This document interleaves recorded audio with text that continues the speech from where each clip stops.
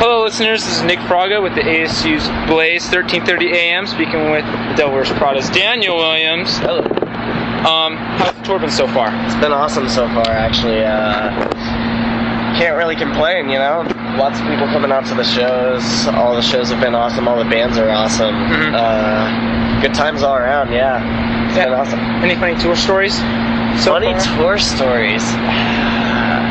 I eat cereal about every day. That's the only tour story. I've been sick the entire tour. Really? Everybody on the bus is sick. Everybody has like sinus problems. It's ridiculous. We were up in Canada, so it was all cold, and now it's finally dry, humid, or not humid. Dry and not humid. I like it. Any like singing or performance problems with the sickness? I think Jeremy is feeling a little under the weather today, so he said his voice was hurting him, but I think he's still cutting through it. So that's cool. Did you guys do anything in Tempe? Well, I know you just woke up, but well, we all walked down to the the area down there. Is that near the college, kind of? Yeah. You guys like travel down Mill? Yeah. You're about down the main road, away. and then there's like a Quiznos and stuff. We always go down there, and stuff like that.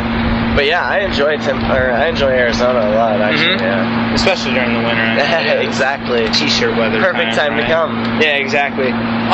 So I've noticed when a band gets to a certain point in popularity, they get to choose the bands that they get to tour. Did you choose Whitechapel and Inishikari and For Today for this tour? Yeah, we did. We wanted to make sure that we picked all bands that we knew were making music based on the fact that they wanted to make music and not based on the fact that they wanted to go party on tour or whatever reason it was. Like, we know that these guys are doing what they do because it's exactly who they are and it's what they like to do. We've toured with a bunch of bands in the past where we've just been like, I can't believe that we're on this tour with these kids, you know, or whatever. So it's a nice change for sure, and they're all great bands live. Yeah, I'm looking forward to tonight. Yeah. How do you think you've progressed personally and as a band with the last album cycle? I would say, well, overall, the entire band definitely has progressed.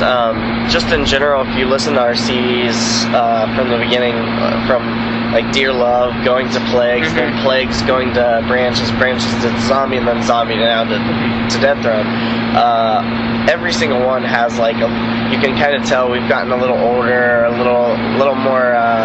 We've played together for so long that we kind of vibe off each other a little bit more, and I just think it's all a little bit more cohesive. So when you're listening to it, it's not as much like ADD. Like you're not like here in this part, and then there's another riff that doesn't make sense, and another riff. It's more.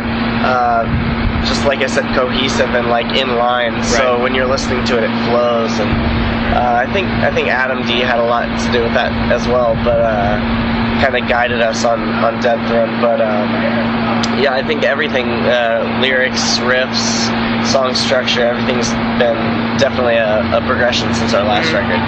Speaking of kind of nonsensical parts being put together, I noticed that Mike in particular says that on Dear Love and Plagues that it's very cringeworthy or immature and stupid, I think is what he said. So like, but I want to know like specifically, is there like a part like in your mind, maybe a breakdown or something that you find like immature that you just hate or something? The song Rosemary Had an Accident it's not necessarily that it's a bad song or bad parts or bad whatever. I mean, it is, but I mean, I don't hate on anybody that likes it because at the time when we were writing it, it made sense to us, and we were all like, "This is awesome!" And in the moment, it made sense to us, and we loved it. But now it's just a different time, and we've grown as musicians, so things have just kind of changed since then.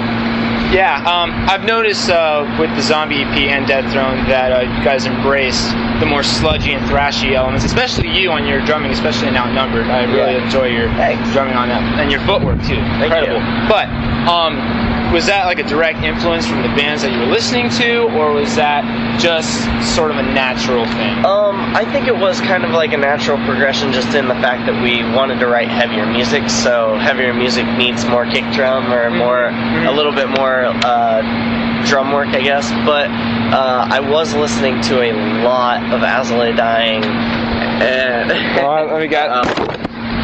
Very nice, very nice. I've been listening to a lot of As I Lay Dying recently, so and dude, their drummer is just non-stop. Amazing. He's ridiculous. So I can't listen to that and not want to try to learn. So and then we played some shows with him, and he was always kind of like down to show me some techniques and stuff. And I'm always like, dude, he's such a good drummer. So definitely influenced by some bands that I was listening to. I noticed 2 days ago on YouTube that there was a live video of Vengeance. Are you guys planning on playing that tonight as well? I know you just started it in the middle of the tour. Yeah, we are. We originally weren't doing it. My alarm's going off, sorry. Oh, sorry I woke you up early. No worries. We weren't originally playing it, but we decided to add it halfway through to try to do a little bit more Dead Throne stuff on the tour or whatever. But it's going over well, so I think we're going to keep it in. Right. I love that song. Into it? All right, yeah. Cool. For you, we can play it tonight. I'll be in the front. Heck yeah. So, for the current stage layout, I noticed that you and James are on stage risers. Is there any particular reason? We're one of those bands that always goes through and watches our videos. We critique ourselves, and we'll go and watch a YouTube video, which is, I know, probably kind of lame, but we'll go through and we'll watch it and we'll be like, okay, there's just too much clutter in the front, because it would be Mike and Jeremy would run into each other, and then there'd be James and over here, and people were just always running into each other. So we were like, we got to figure out a way to solve the solution and make it look epic. So it does. So we decided to go with 2 different risers and kind of take focus off the drums, so if I mess up, nobody notices. No. And I mean, I guess it was just kind of a idea we had, and it's working out well. I enjoy it. Yeah. The whole stage setup is kind of crazy. Oh yeah, I noticed James not running around like a bandstand anymore. Yeah, exactly. He's in one spot. He's a little more chill. He's in his box. Exactly. So, any big plans after this tour, or? 2012, we're definitely doing a lot of touring, a lot of, we can't exactly say what yet, but we're doing a lot of overseas stuff, but we are definitely doing another U.S. tour is in the works, so. Really? Cool. Yeah. Is it headlining, or you can't reveal that either? We actually have, I believe, a couple different things in the works for the States next year, but, I understand. But I will say there is some headline stuff probably going to happen, but maybe in a little bit smaller areas or something. But, like a B market tour. Yeah. But not quite. It hasn't been all confirmed yet, so we're not really sure yet. Right. Well, listen, Daniel. Thank you for. I'm sorry I woke you up, brother. Oh, dude, no worries. Of course, anytime. Thanks. Yeah.